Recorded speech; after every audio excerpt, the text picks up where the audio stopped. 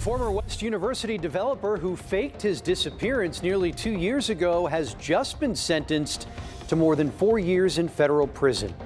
Good afternoon. Thank you for joining us for KPRC 2 News at 4. I'm Andy Sirota. Lisa is off today. We broke the story within the last hour on our Click to Houston app. Brett Dedamore pleaded guilty to wire fraud after stealing millions from his home construction clients to fund a lavish lifestyle.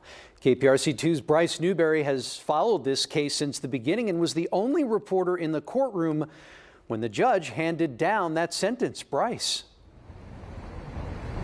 Yeah, Andy, Brett Dedamore has been sentenced to 51 months in federal prison. He is the former developer and father who disappeared for days in the summer of 2023 in the midst of a massive fraud and theft scheme. Now, in court today, he expressed a lot of remorse, turning around, looking directly at the victims who were inside to apologize. We do have brand new video of Dedamore just leaving the federal courthouse here in the last hour. His attorney did not want to comment to our cameras, neither did he, but he did have a lot to say inside, telling the judge he's ashamed of his actions and embarrassed. He'll have to surrender to a federal prison in the coming weeks.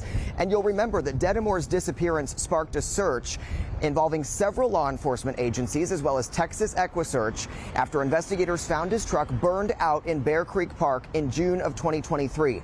Days later, Dedamore surfaced at a bus stop in San Antonio. Police said they had evidence he may have planned to disappear.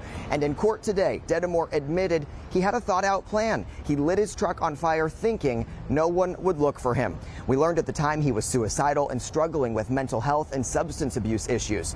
So last year, he was federally charged with wire fraud because prosecutors say he submitted fake invoices on construction loans meant to build his clients' dream homes for his own benefit. And then he used that money to pay for a luxe life that included big trips, sporting events, and concerts. Several of the victims, including his former friend and employee, spoke to him in court today.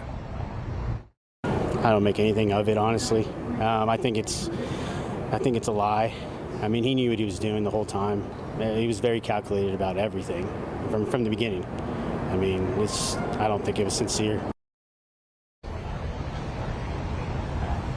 So Dedamore faced up to 20 years in federal prison, but under the sentencing guidelines, the judge set the maximum time again of 51 months. He's also been ordered to pay more than $2 million in restitution. Victims tell me that they are pleased with this outcome, with the judge's decision. And while this is the outcome of the criminal case, there are still several civil cases pending in state court.